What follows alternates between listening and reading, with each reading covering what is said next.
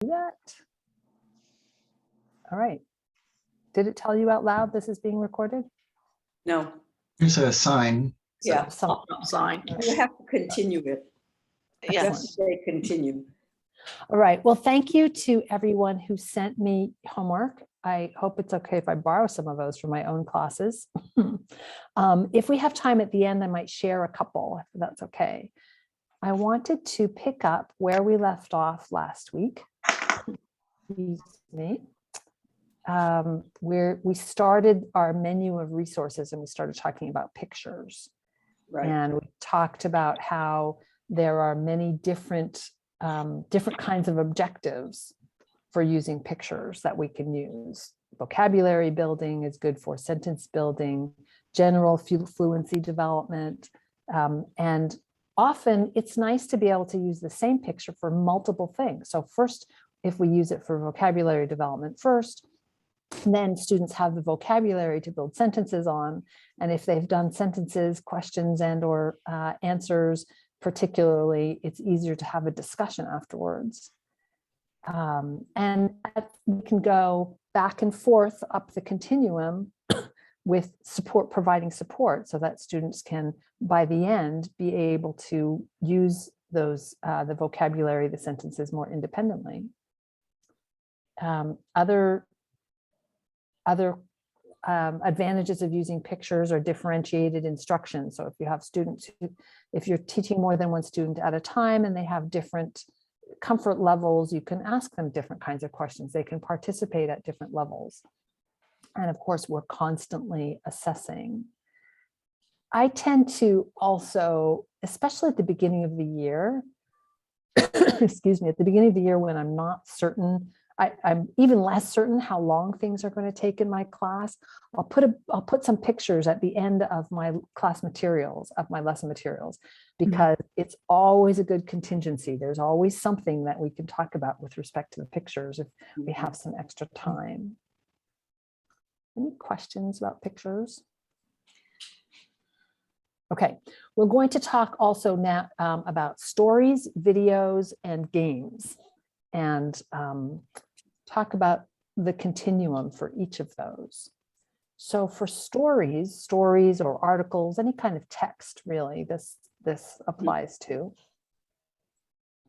I've given you, like with the pictures, a bunch of suggestions of my favorites. It could have gone on and on. I couldn't narrow it down more than this. These are particularly targeted for low-level learners. And these are other sites that are designed for learning. Some of them, like this one, this Smithsonian site, is not particularly designed for ESL, but because it's targeted to the tween ages, it tends to have easier vocabulary. There are lots of, for advanced students, there are lots of other sites that we can use. Some of them we know are very difficult, like the New York Times. New York Times is written for a university level speaker or high grade of high school, right? USA Today tends to have a little bit easier time. I do spend way too much time adapting stories. Anyway, here are some sites. Sorry, Judy, did you have a question? No. Okay, all right. So I wanted to start with a story that I have taken and used in one of my classes. And I'll go through a little bit of what I've done with the story. And I want you to think about what my objectives are with this story. And I'll say, like, something else I think we talked about last week. I've taken this from a great website that has African stories. They're leveled, they're labeled level 1, 2, 3, etc. That the level 1 stories are quite easy. They never get super hard, but I have copied the story into a Google Doc.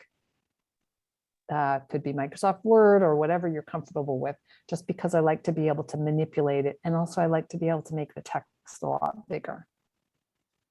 So let's say if I had an assistant in this class, I would ask the assistant probably to read the paragraph. It's difficult for a lot of students, depending again on the level. If this is easy text for advanced students, I could have a student read it.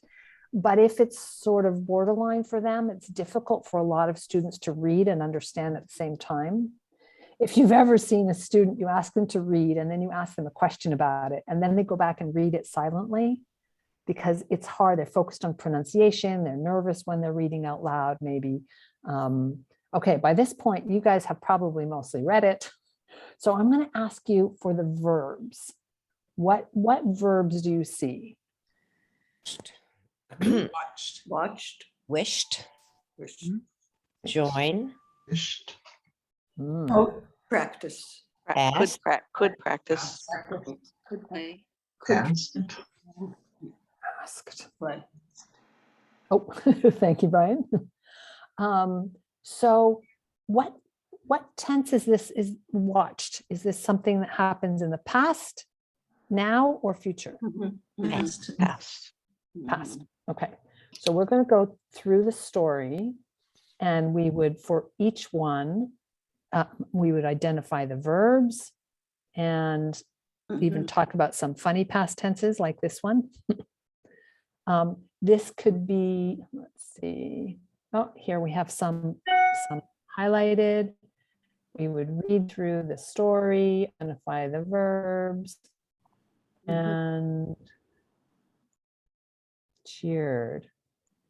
Then I have this story. This is actually a text that I used in my class. I forgot to take these out for you, but I would present the same story with the blanks and ask students to fill them in. And there were some present tense verbs in that first one. Join, people pointed out. I'm focused on past tense, so I wouldn't make those blanks. I would just be very focused and put the blanks in there and ask students to read it and fill in the blanks. And here I wouldn't care. I think someone had given me begged or asked. That's fine. We're focused on meaning. Both verbs do the trick. And we would go through the story that way. And more verbs. Okay. So at a basic level, my focus for that lesson, for those activities, are verbs. What kind of Past verbs? tense. Yeah. Basic past tense verbs. Basic past tense verbs. And the vast majority of those verbs had what else in common? ED, right. They were ED. So what else might I do with that story? If I want to take the story as the whole, when zeroing in on the verbs in the part, what else could I do with that? Move it to active present tense. I could switch it to active is watching, absolutely. Right. Or you could do just the verbs that are not ED. Yep, I could focus on other verbs, You could focus on the ED sounds that are different from word to word. I mean, there's 3 different sounds, and it isn't all the same sound at the end.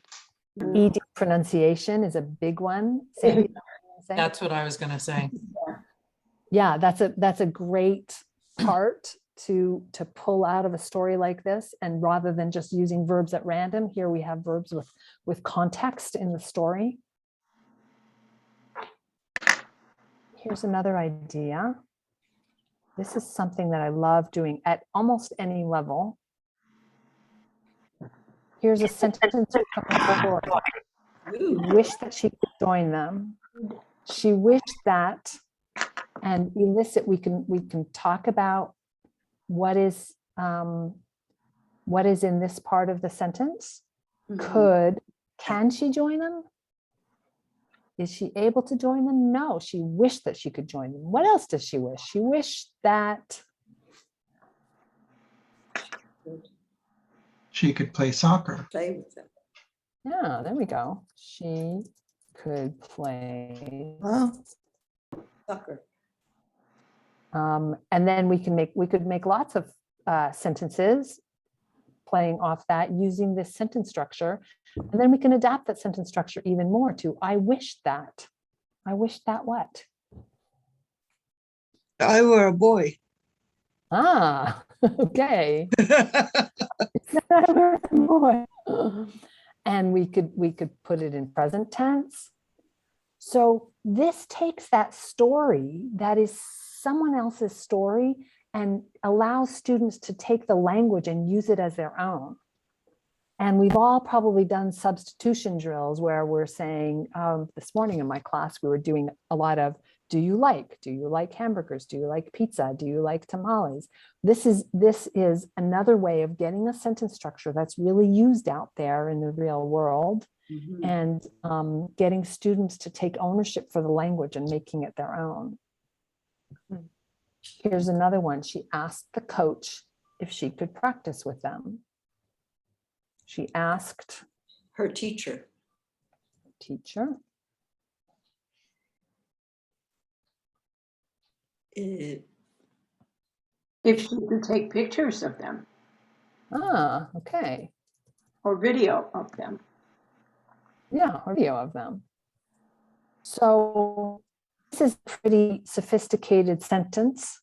So this is a relatively high level class. But if you have scaffolded it and you're using words that they know, and a picture that goes along with it, and they just had this story which helps understand what this structure means, students can take this sentence structure and make it their own.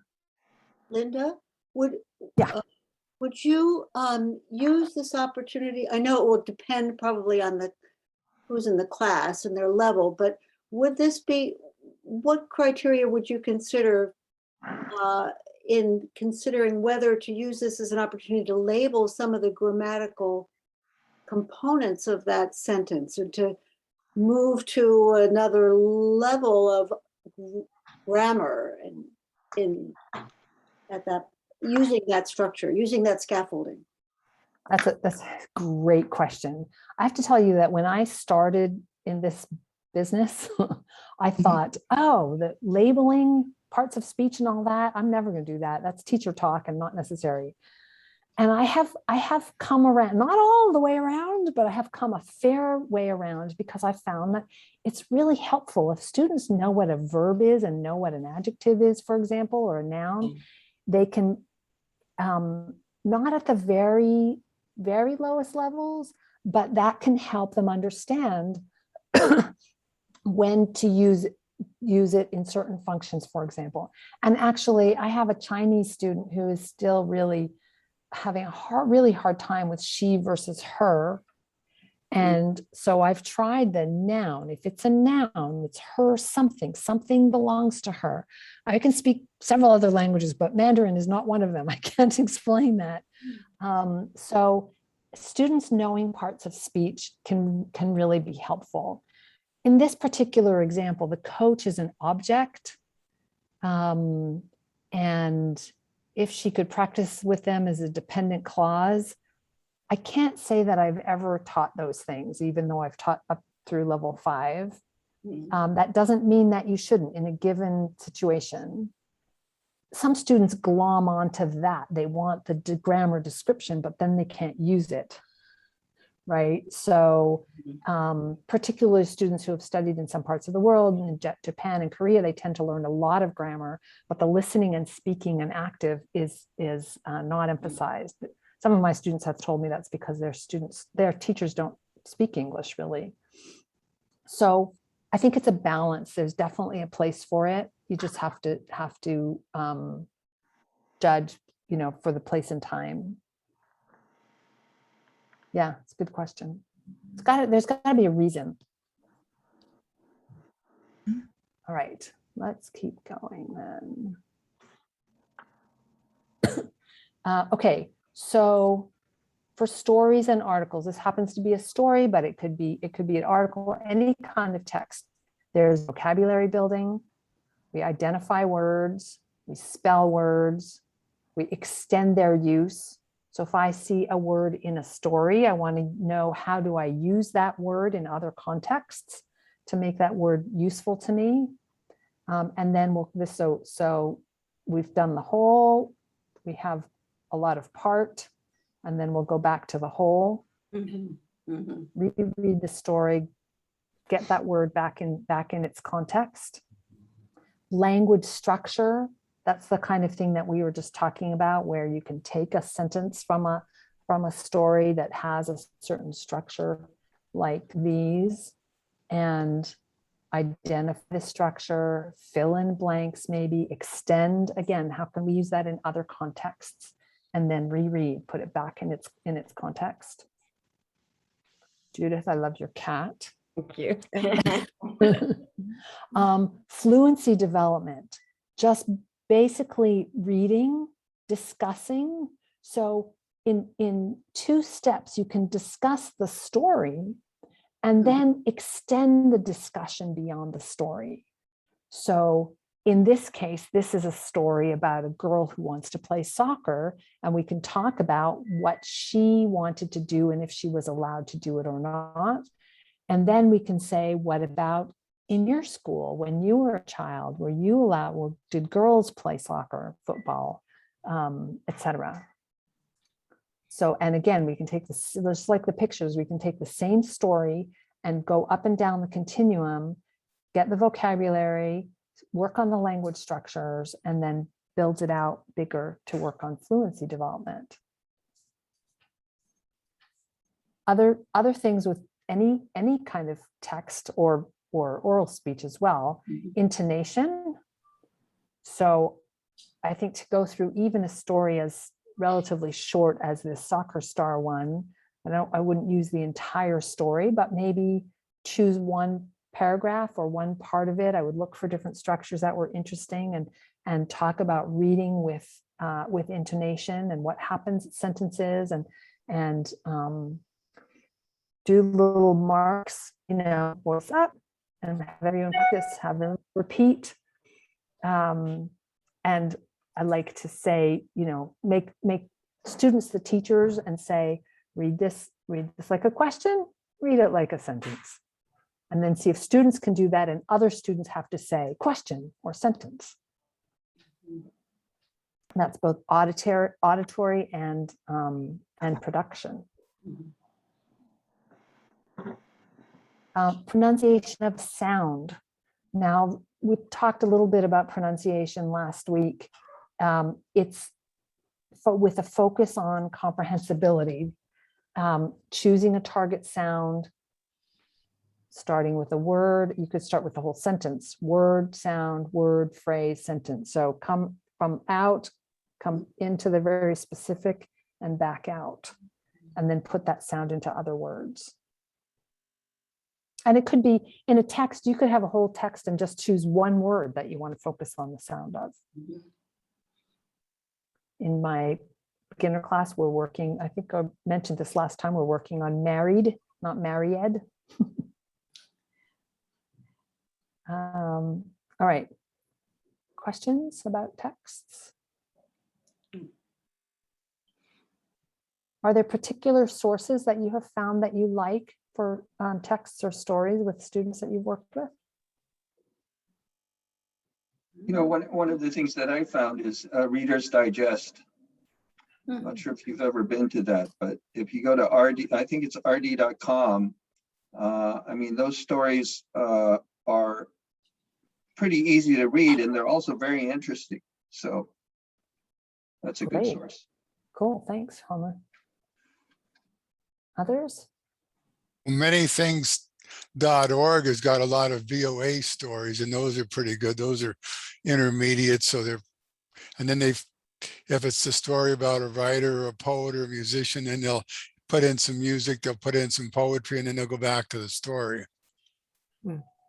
That's great. That's really cool. Manythings.org. Yeah. Others that anyone wants to recommend? I would recommend Readworks.org, which I learned about in another one of these Portland classes. Yeah, that's a good, and Readworks has leveled readers, right? They identify the level of a text. So that's REWORKS. .org, yes. Read. Readworks.org. Okay, thank you. Others? I have a suggestion about young adult novels. I enjoy reading them myself. I used to work with kids, and it was just fun to trade them back and forth and talk about them. And so with my students, I had a student that had a Kate DiCamillo, the novel about the tiger, and he was quite interested in being able to read it. It was really incentive for him because he wanted to read the story, and it was a great story. It was well written. That's great. Clive, can you give us the name of it again, please? I don't remember. Kate DiCamillo is the one that wrote Because of Winn-Dixie and a whole bunch of young folk stories that are heartfelt and have a kind of a moral to them or a happy ending, and but not always. Certainly there's some young adult literature that's very difficult. And it's kind of surprises me what they're writing for kids 14 to 18 nowadays. But Yes. I don't remember the one about the tiger, but Kate DiCamillo is the author. Thank It's you. something about a tiger. So I'm glad you brought up the issue of difficulty, because it can be very challenging for students to choose their own texts, and often challenging for us to choose appropriate texts for them. And I try to differentiate with my students between studying a text and reading a text. So I can take a short text that's difficult, and I will be looking up words and underlining grammar structures and really struggling a little bit to understand it. And that doesn't mean it's bad for me, but that's called studying, not reading. Right? Reading is part of it. But for reading for pleasure, the rule of thumb is that a student should not, in a book, let's say, a student should not have to look up more than 3 to 5 words. If you have to look up more than 3 to 5 words, then it's hard to read something for pleasure, because the stream of reading, tiger rising in the car. Yeah. The stream of reading is interrupted. So it's the other thing is we work with students often to get them to guess, what do you think that means from the context? And they should be able to get most of the words that they don't know when they're pleasure reading, or if you're reading really for content, to be able to discuss an issue or whatever the topic is, subject matter reading, they should be able to guess most of the words from the context in order to be able to have a conversation about it. If they have to stop and really look up the words, and sometimes they'll guess wrong, that's okay, but it's a really important skill that good readers do by habit, is to guess, because sometimes, every now and then I'm reading my Russian books lying in bed, and I don't want to be looking up words in the dictionary, which means I have to be reading something incredibly simple. 3 to 5 words per page, yes, per page. So think of a book length page. If it's something smaller, obviously it should be fewer words. I have a question about Readworks.org. I just searched for Readworks.org and Readworks.com, but nothing shows up. It's Readworks, R-E-A-D. Okay. A-D, okay. So I didn't get it, read.org, okay. I'm looking for something for real beginners, then whoever said that they has different levels. Yeah, I'm not sure you're going to get to real beginner stuff in readworks.org though. It's more they're thinking about, high school, I think. If you then that's okay. That's no good. If you go up here, you have some stuff for real beginners in here. Real beginners. She buys cabbage, she buys bread, she buys milk, she buys. All right. So I teach a class that's high intermediate, and I asked the students, we were doing a kind of self-assessment at the beginning of the year, and one of the students was saying that she had a hard time reading the emails that the teacher and the principal send home for her students, for her kids. And so I asked her to send those, and we together kind of decoded that, and I used that as an opportunity to review scanning and skimming and, you know, this kind of stuff. So we kind of used authentic materials in the form of the flummoxing emails from her kid's school. Did you save them? I'm sorry? Did you save them? Save them? Yeah, the emails. Yeah, I've got it. Oh, if you're willing to share, we could. I guess that would be okay. Yeah. Great. Yeah.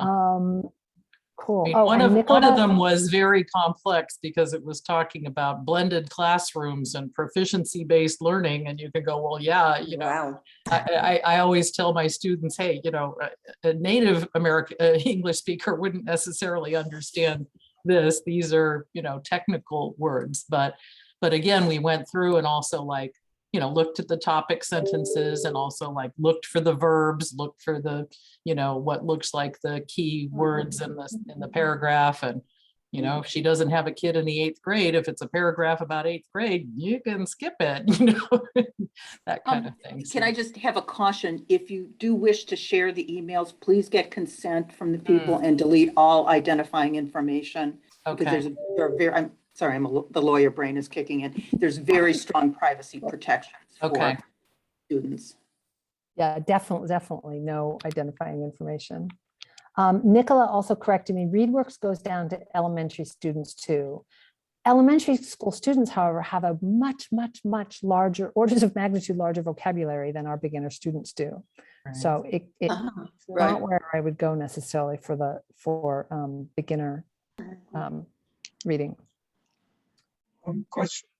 Yeah. You know, I wonder if there's some electronic tools that can be used also.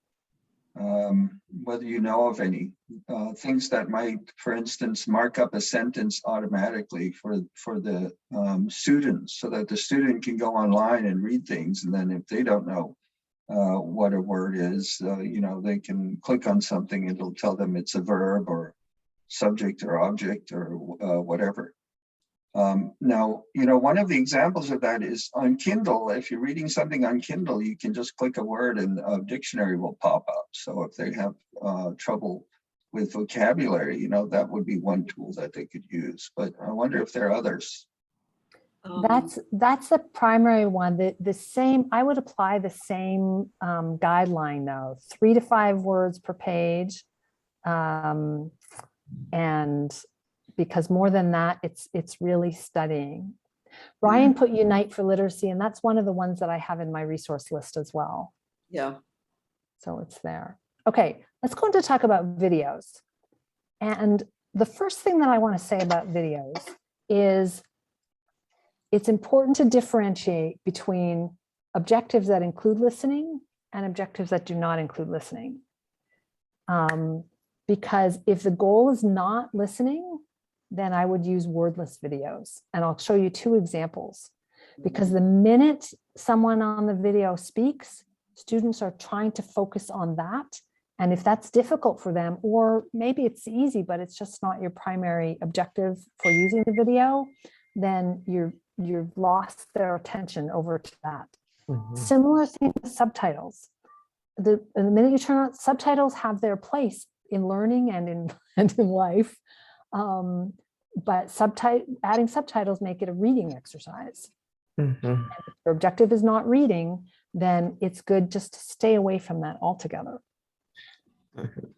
So I'll show you 2 examples. These are both videos that I've used multiple times. And I'll play, I have to share sound. Okay. I'll play you a little bit of this Conduct Us video. I don't know if anyone has seen it before. It's just one of my favorites. I've used it at all different levels of classes.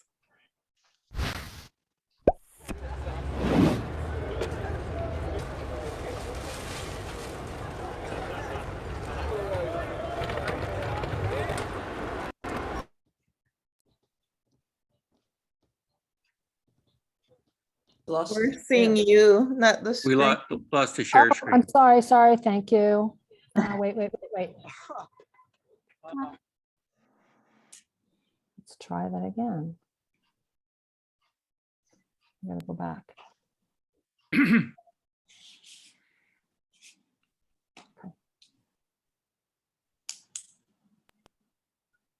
Okay, can you see it now? We can, there we go. Okay.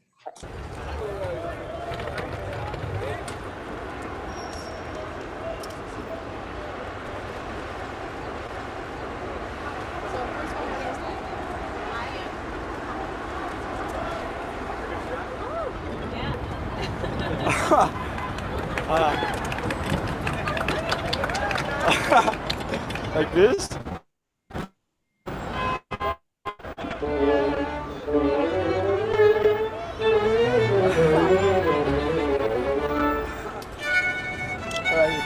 Keep going? Good job.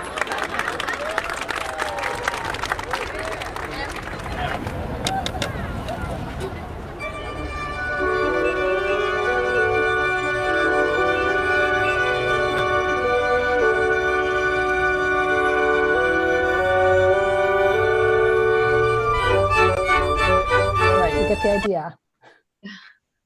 A parade of different people go up there and conduct them. So what kinds of objectives, what kinds of things could you use a video like that for? Dress, names of different garments. Yep. Emotions. Definitely. Emotions. Descriptions. Yep, descriptions. Talking about a downtown area, the excitement and energy in a downtown area. Right. So we've gone up just talking about here or down. We've gone along the continuum, right? Starting with dress. I can't tell you how many of my students have learned the word striped from watching this. And talking about emotions. There's one little girl that goes up and she is very, very serious. And then we see her mother laughing. So I use this in a upper level class to talk about adverbs. She was conducting delightedly and excitedly, and that's adverbs are clearly an advanced part of speech. Adjectives work beautifully well also. And just a few words. All right, let me play another one. This is kind of different character.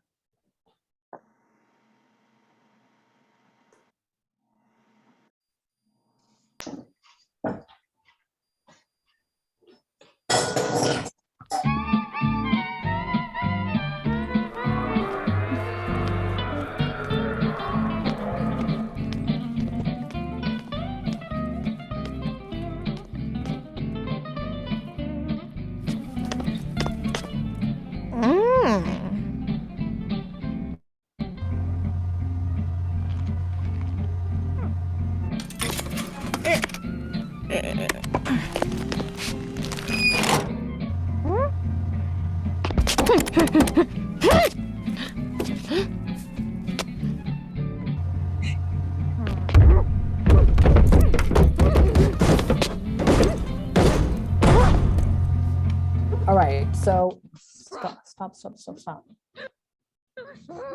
Okay. So this one is a story, right? So what kinds of things would you do? You could still do the description and wearing, but what different things is this good for? I think past tense verbs or present continuous verbs.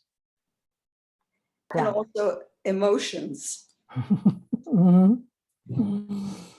And you could use the future as well. What's going to happen next? Kind of questions. Just constructing a story. Sentences in a row of description. Yeah, which is a very difficult skill, remarkably, right? sequence words first, then, next, after. It lends itself well to tell a self story afterwards. Right, it sure to does. relate it to the self. Yeah, the emotions are great. She ends up sitting down, she gets her cookies and she sits down outside on a bench next to a teenage punk rocker guy. Laura, you've seen it. Yeah. And she thinks he's eating the same cookies and she thinks that he has stolen them from her purse. So yeah, there are all kinds of things. So let's go back to objectives. Here. So we're coming at this backwards now, right? Last week we talked about objectives and finding activities to go with the objectives. And these are some examples of activities, and they're always important to link them back to the objectives. So the conduct us video, colors, clothing, grammatical structures, you know, she is wearing black, he is wearing that, just over and over, whereas wearing, present continuous, adjectives, adverbs, emotions. And just like the others, it's nice to start with one, you start with the simplest one. And we're never going to get, or should even try to get, low-level students to adverbs, but you could move down the continuum somewhat so that they can start then describing what people in the class are wearing, maybe. Not maybe there's shoes when we're on Zoom. The snack attack, all the things that we talked about.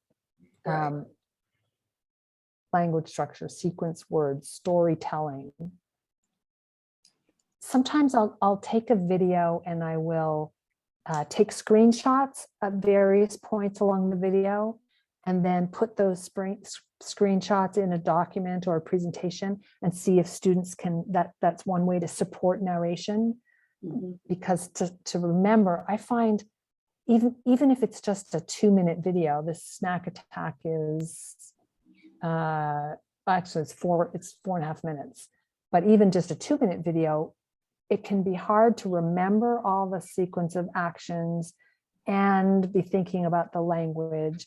And so we'll watch the whole thing and then we'll come back and watch short snippets of it and see if we can describe what just happened or what they're wearing or whatever it is that we're working on. Questions about that? All right. So what about birds? And if you go, I've given you up here this link. All I did to get the link was I Googled wordless short videos. And there are so many amazing videos out there that are new animation like this one is. And many of them are very short, just 2 or 3 minutes. Actually, one of the things that I've done at Halloween time, forgot about this, is watch the intro segment to Charlie Brown's Halloween. It's great. They're in the pumpkin patch and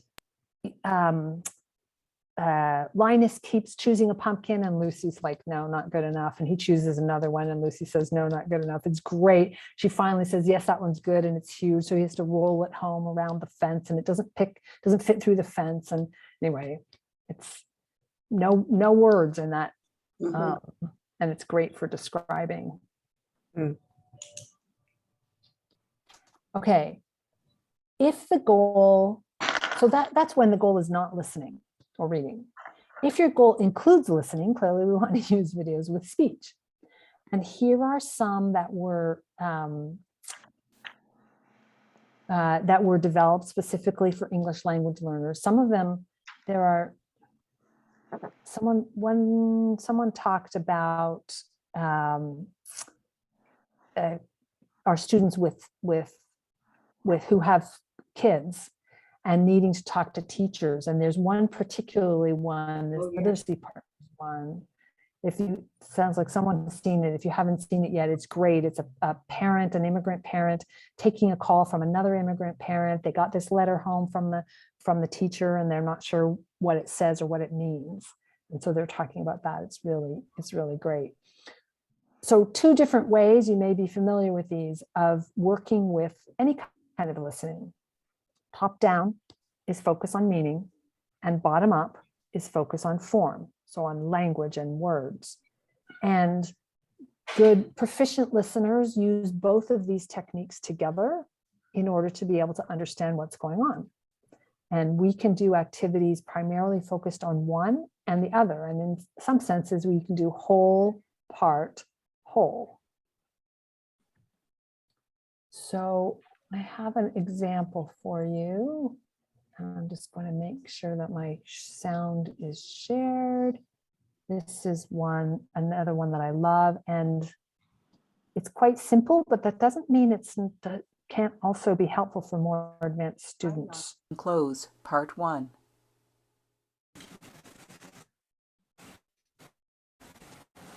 Excuse me, Yes, can I help you?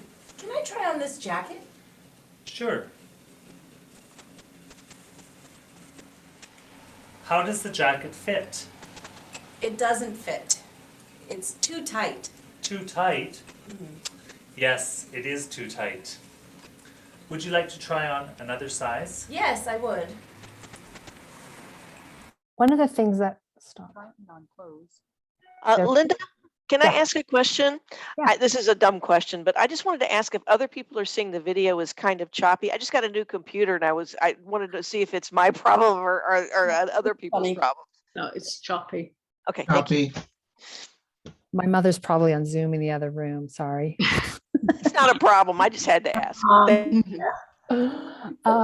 So this video has an ISS of BC, their ESL site has many really good videos. This one has 3 segments, try and close part 1. In part 2, she's trying on pants. In part 3, she's trying on shoes.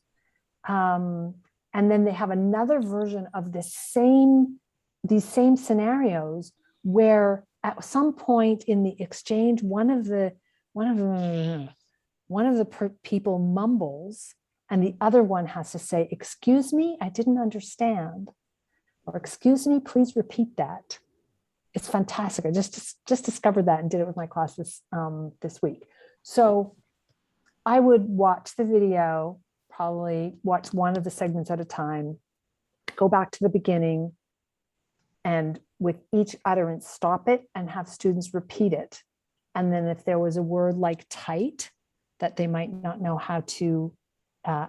what it means, we would talk about the meaning, we would talk about how to pronounce it. So we go zoom down into the part and then come back into the whole.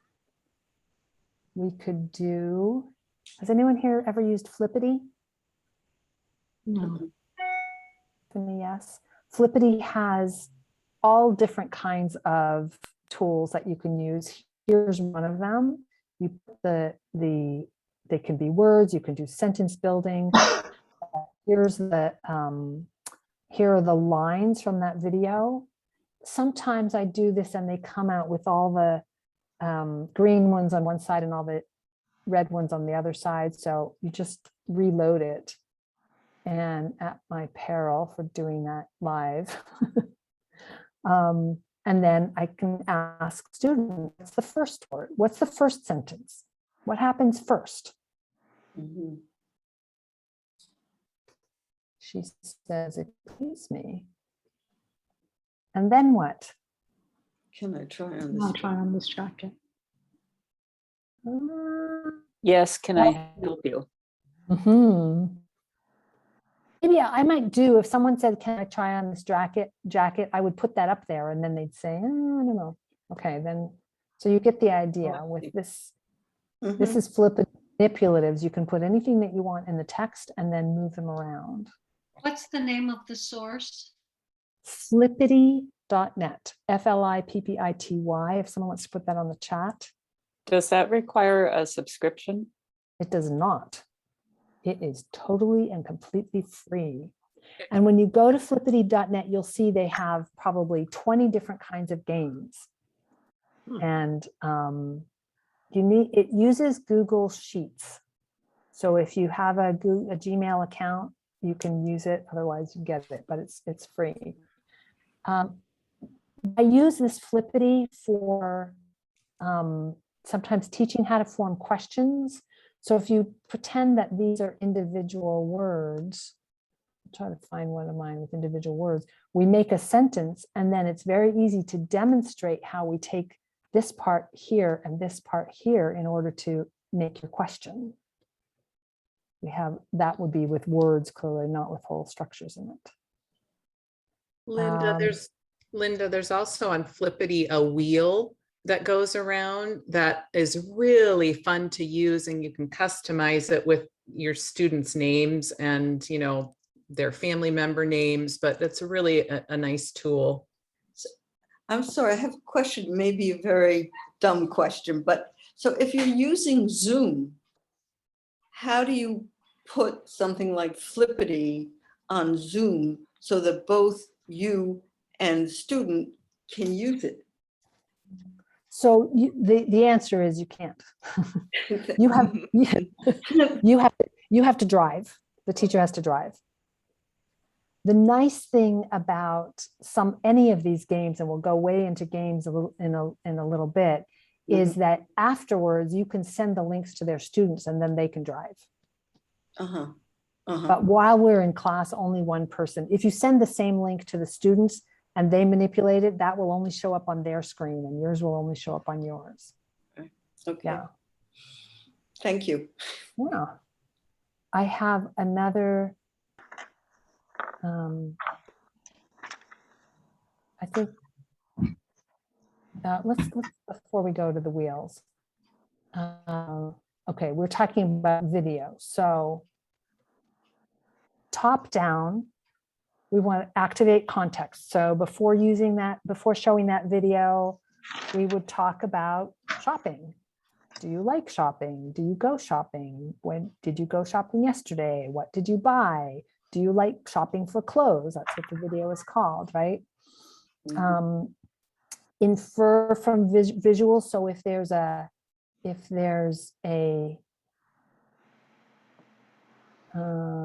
let's get some picture here, even without the sound, I can show a picture from it and ask what is happening. Where are they? What is she saying? And one thing I love about this video is that when he's pointing her to the changing room, there's not a lot of blah, blah, blah, blah. Sorry, I think I cut out.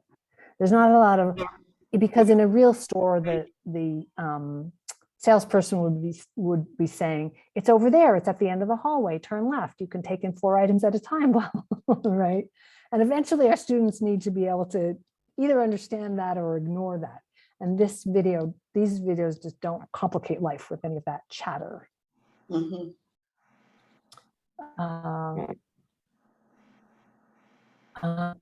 we want to focus in listening. So there's a lot, anytime students or any of us are listening to anything, there's a lot going on. How much do I remember? How much, what do I have to remember? What do I have to look at? So many students, if they don't understand one word, sometimes they'll get stuck on that word and then they won't hear anything that comes after it, right? So if we can do things to help them focus their listening and make sure they know what they're listening for, then a lot of that other stuff can go to the background. So we can talk about shopping. We can talk beforehand about the overall message. What is she doing? Trying on. What is that? What is trying on clothes? When you go shopping, can you try on the clothes? There's another technique called sequential conversation questions. I might have made that up. But it's taking tiny snippets of here's an example. Tiny snippets of an audio or video with words and asking one question at a time. So this was a very advanced student. It was a interview with Ben and Jerry about Ben and Jerry's ice cream. And they have strong Boston accents. And I don't know if you ever heard them speak. It was very challenging, but it was really fun. And the student really loved ice cream, and he was quite advanced. So if I had played the whole thing for them, or even if I had played 5 minutes of it or 3 minutes of it, I don't know that he would have understood much at all. But by giving him one question at a time, actually we would read 2 or 3 questions together, and then we would listen, and I would stop it when those answers had been given. And then we would go back to the questions and have him answer the questions. Sometimes we would have to listen twice. It can be a 5-minute video could take, an hour, or audio could take an hour. And this was just an audio, actually. It didn't even have the video reinforcement. But by choosing little details along the way, then we would maybe we would do 4 questions, and then we would talk about, so what was their goal when they opened Ben & Jerry's? And was it good money? How much money? Did they make money quickly? And on, and then once they'd understood that, then we go on to the next one. So it's very focused on meaning. I'm not caring if he parrots back to me the exact words that Ben and Jerry use in the video. He probably won't, and that's totally fine. In fact, it would be kind of scary if he did. This is a very advanced example, but you could do that. You could do that with the clothes. You could do that with one. She says, "Excuse me," and he says, "Can I help you?" And then you can stop that. And what did she tapped on him? What did she say? "Excuse me." Or if someone came back and said, "I'm sorry," that would be okay too, because they got the meaning of trying to get someone's attention. Questions, observations? Okay. So these are examples. This is a fairly detailed top-down activity, but you can really talk about the overall message, identify the overall theme. What are they talking about? Oh, they're talking about shopping. Okay, great. That's a top-down. They got the overall meaning of it. When we go to bottom up is focusing on form. It's focusing on the language. So we always want to have the context, and maybe we have started with top-down activities. That's the whole, just identifying the theme overall and getting down into the part. We're going to listen to really tiny segments. "Excuse me," stop. Everyone repeat. "Excuse me, can I help you?" Stop. Repeat that. "Can I help you?"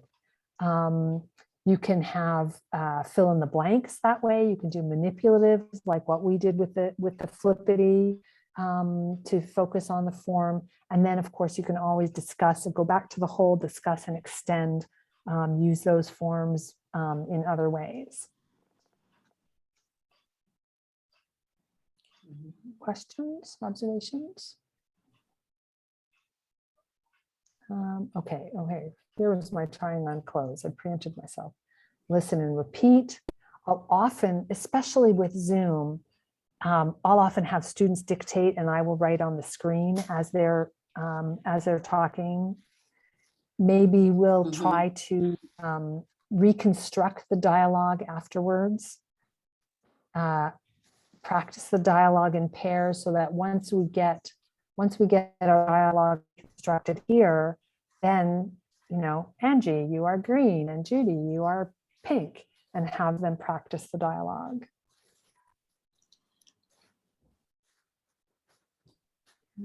Other questions? Okay, games. So here's the Flippity link, and all these are live links. LearnHip is a free, this is a relatively new one for me. I don't know if anyone else has used it, but they have many game options. Jeopardy Labs is exactly what you think it is. It makes it really easy to create a Jeopardy game, and there are thousands of games already created for English and other languages. So my one caution before you use anyone else's game ever is to check every single answer. Anytime I have not checked every single answer, I've gotten myself in trouble because someone. Earphone. Sorry? Sorry, okay, you can hear me? Oh, I'm sorry. That's okay. Anyway, check everyone's answer. WordWall, we're going to look at some samples of some of these. WordWall is a paid subscription. But if you're going to pay for one thing, this would be the one that I would pay for. This is what I did last year. Now LearnHip, and between LearnHip and Flippity, you can get a lot of the same ones. And then Games for ESL is a video. And let's see. We'll look at some of them, but first I want to talk about the continuum. Supported down to independent use. Anything that where the student does not have to come up with the words themselves is higher in the continuum, is going to be easier than down here where they have to actually come up with the words. They're memory games, turn over the right one, see if you can match it, flashcards. Let's see, multiple choice. I'm not going to go through all the links now, but you'll have them. We'll look at some of them. Labeling a diagram, I think. Yes, this is in WordWall. So we were talking about prepositions of place. I would expand this, but last time I did that, you lost the video. Oh hell, let's do that. We did again. Yeah, that one I did on purpose so that you can really see it. Otherwise, the demonstration is not worth very much. We are not unsure. Okay, thank you. All right, so we were talking about prepositions of place, and we have been talking about things around the house. So which one is this? The pillows are on the sofa. Flowers on the coffee table, yeah. Yeah. And etc.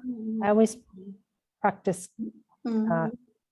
colors with this too. It's the orange one. It's great.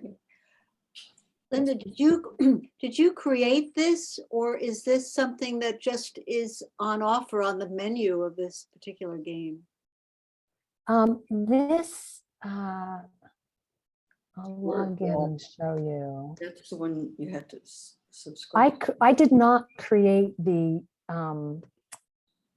image, but I created the game out of the image. Okay. So I'll just show. 1 second. Can we borrow your game? That is a subject I'm working on with my student, and prepositions are so boring, and that would make it so much more fun.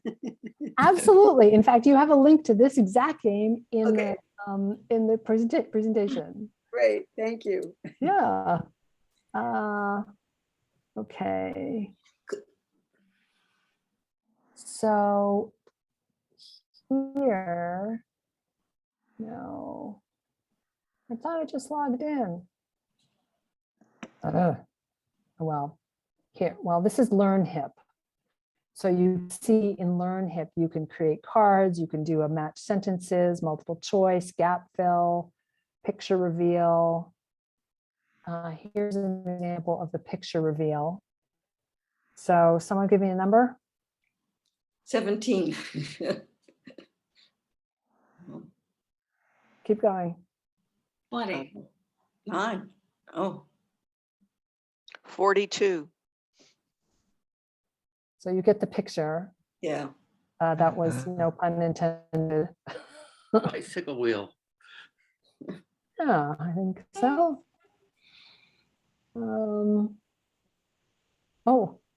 Yeah, there we go. Bicycle wheel. All right. Here's another example.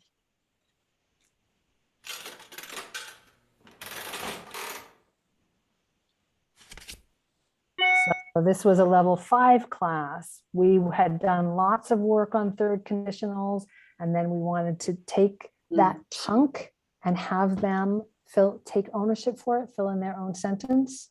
And I just put all kinds of, this was in a very advanced level 5 class. You like that one, Judy? I did actually this morning in my level 1 class, we've been working on asking questions and interviewing one another.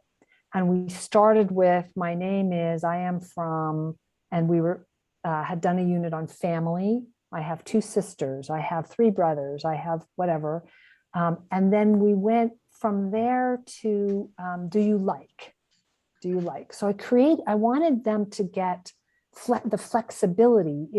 It's relatively easy to repeat the same structure over and over again, but I wanted them to get the flexibility of moving between different kinds of questions, all within questions that we had studied already. So I created a deck of cards like this, and each card had one word on it. The word might be pizza, or brother, or name, and they had to make a sentence with the word that was on the card. This was really difficult. This was the first time that we had started mixing different kinds of questions. But this was more fun than me shouting out a word. And I didn't, because it was the first time we had done this kind of thing, I did it as a group, just call out the answer if you know it, rather than trying to call on someone in particular. Clearly, if you're tutoring one student at a time, the students can't help one another. So you might want to go up down the continuum just a little bit more slowly. They have to do it, or you can take turns, or they can ask you. Let's see what else we have.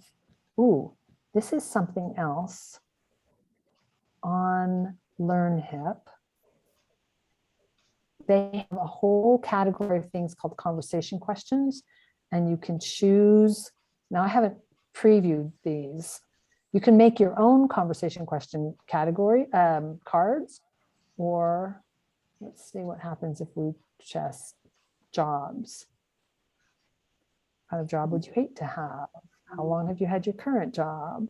So these are fairly, well, they're maybe level 3 or 4, not lowest level, but in a pinch, eating out, clothes, maybe these are easier. Did you ever buy clothes online? Okay, so these are probably consistently middle to high. Here, somebody was talking earlier about a wheel. Flippity has this wheel for free. I happen to have created on WordWall. That's where I was in. Which word? W-A-L-L, or W-A-U-L. I think that was Judy's, that wasn't this. At what age should kids get cell phones? Impromptu, yeah, this was with my advanced level 5 class when they wanted to be able to talk more on the spot. This was very late in the year. And so with WordWall, you can eliminate the card that you just did. Flippity doesn't give you that, but Flippity is free.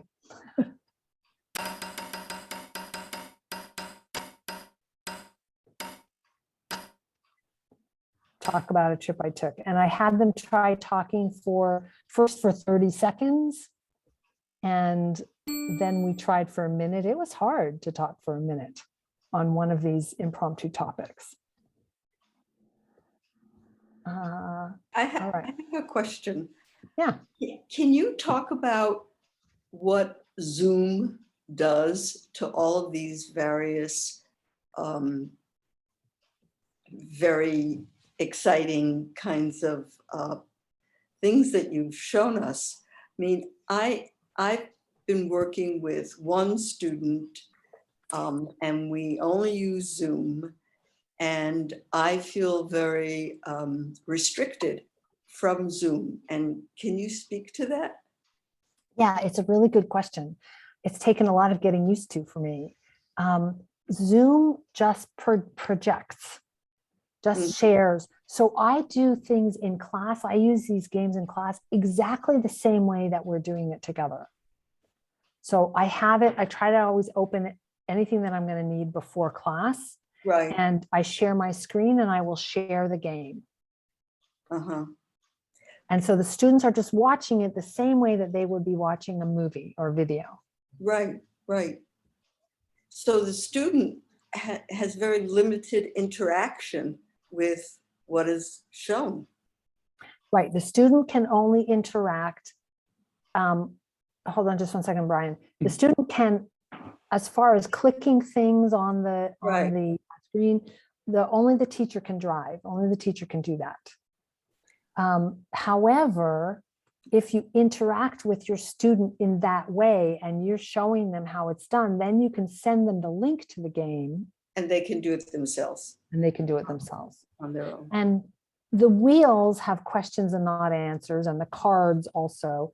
But some of these other things, if you do like what we did with the prepositions, right, or a multiple choice game, they're self-correcting. So the student gets the feedback right away, whether they're correct or not. Right. So it's a matter of showing the student on Zoom and then sending the student a link for them to use the video or whatever on their own. Right, exactly. Yeah, Brian. When you're doing a one-on-one Zoom session, you can have, the student can annotate so if you have a screen showing that's playing a game or something, the student can annotate, so they can draw or write text on top of that. It doesn't really interact with the game, but they can, if you want them to spell a word, they can spell it, or that kind of thing. So you can write on top of it. Yeah. Is that's a Zoom function, Brian? That's a Zoom function. Is it Zoom function? Is it only with share screen, I believe? Yeah, it's so if I share my screen, and at the top of your screen, you have a bar. Right. And the bar, when you says other, maybe? View options. View options, thank you. And then annotate. Oh, wow. Right. So try it. Try clicking annotate. And then try there. So, Brian, I recognize your pink pen. But still, that means that can you annotate together with the student? Yes. Yes, you have to give the student permission to annotate. And I have to do a plug because the learning curve has been so great during the pandemic, but there's so many good YouTube videos for how to screen share, how to annotate, how to allow others to annotate. And like the Flippity tool, for example, I operate it, but the students are really engaging with it with me. So it's not just that I send it later. It is a very dynamic interaction. Okay, good. Thank you. I would recommend, there's also you notice on your annotate bar, there's a text tool. So if you choose the T, then you can actually type. And I will often do that to point, or I'll use annotate to circle things on the screen, because with Zoom, we can't point to a certain thing with our finger, right? So I'll use the annotate to circle something. The only thing that I would suggest with regard to that is to do a lesson on using the annotate tool if you want to use it with your students, absent any instruction, any game or anything like that. I would take, okay, you guys, that's enough.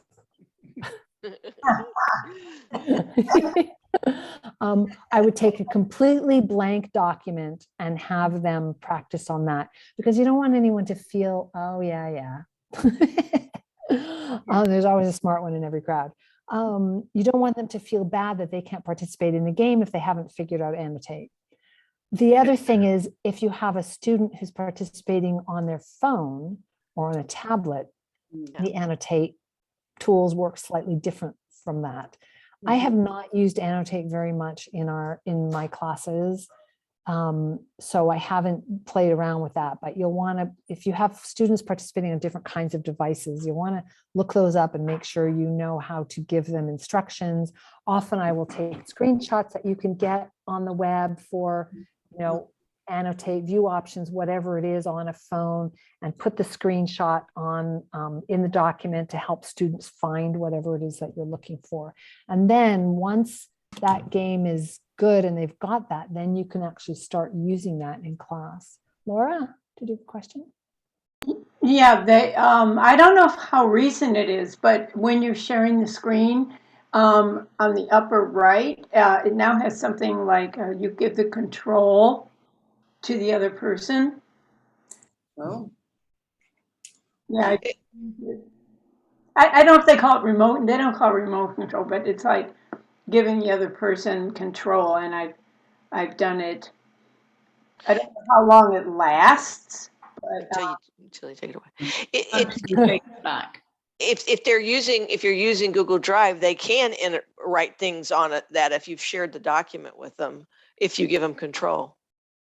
Right, absolutely. Use another tool like Google Drive. Again, but then I find I'm only using Google Drive, so this is so great to learn all these new things to use. So, well, and if a student's on their phone and they're trying to look at you, I mean, I traveled all the way across the country and to a different country, and I brought my external monitor with me because it's it's so much easier to teach. And it's not just this workshop. I have 5 classes I was teaching this week. I thought, okay, that's worth it to bring my monitor because it's so much easier to have 2 screens. Otherwise, I can't see you.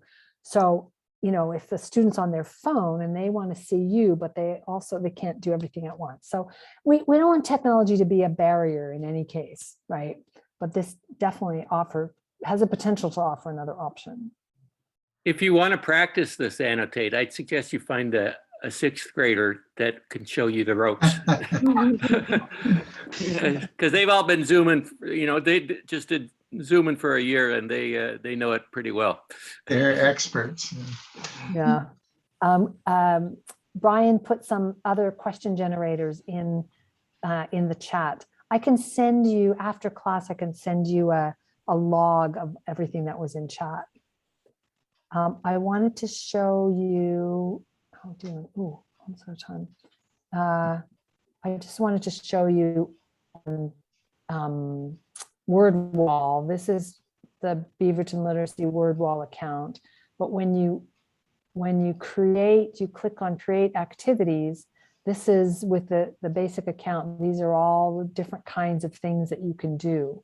A match up, maze chase, word search. I have not done a lot of these, but unjumble sentences. Unjumble sentences you can get for free in LearnHip. It works a little bit differently, but that's another good option. Questions. All right. Let's see if I got scrambled here. Oh yes, here we go.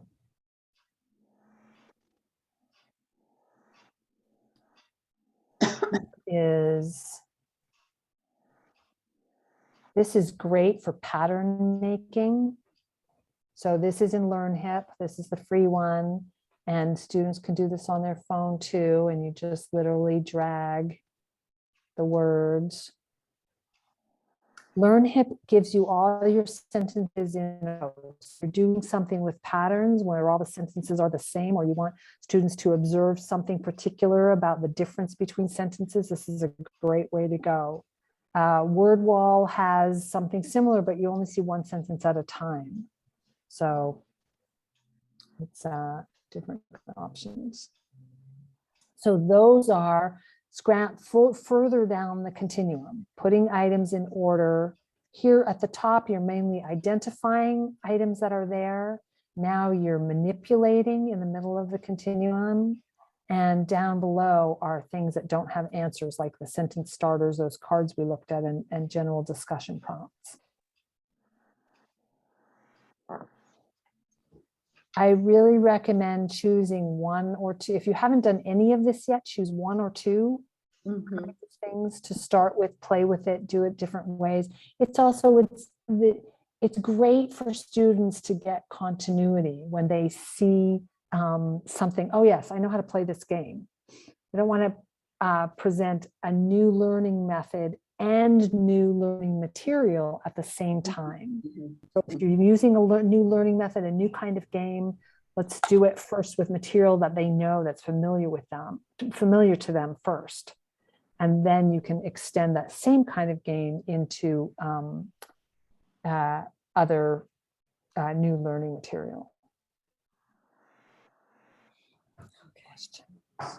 All right, we just have a couple minutes left. I just wanted to finish by sort of pulling this back together and talk about a lesson plan. We talked about objectives that sometimes carry over to more than one lesson, right?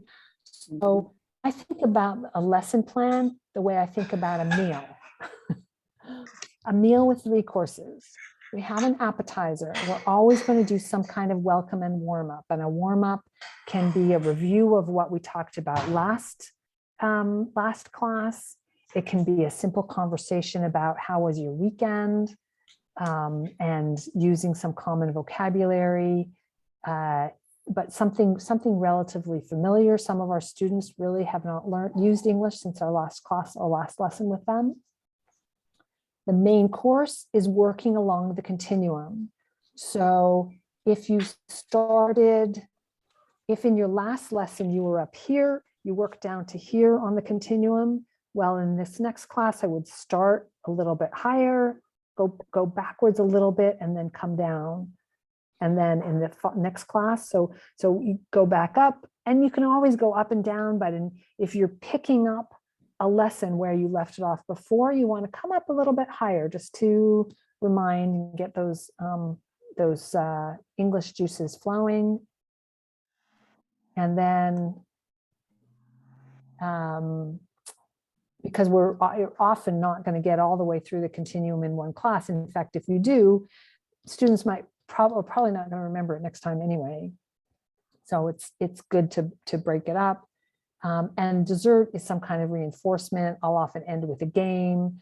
I'm a big believer in homework, as some of you know. So we'll review what to do in the homework, which is in and of itself on Zoom can be difficult enough, right? That's where some of those games as homework, the self-correcting ones, are really good because students get to practice and they get the immediate feedback.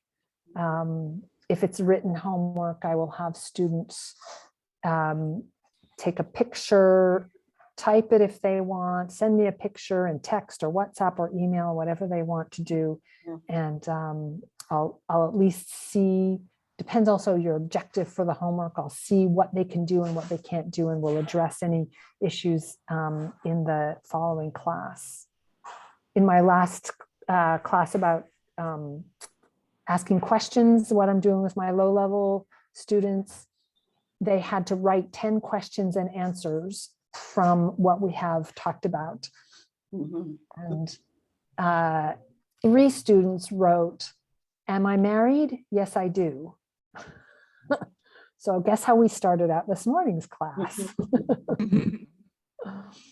So that's my lesson plan in a nutshell.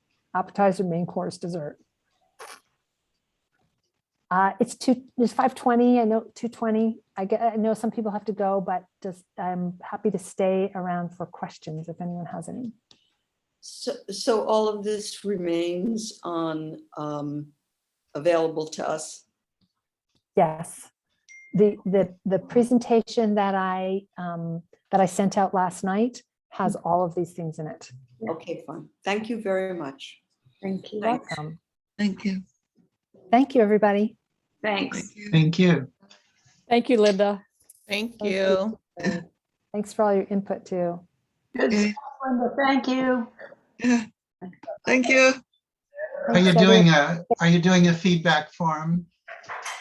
Yes, I think Portland Literacy Council usually does a feedback form. So yes. Okay. Yes, Okay, I'll be. that's great. Thank Thanks you. very much. Thanks. Yes. Thanks, everyone. Bye. Bye.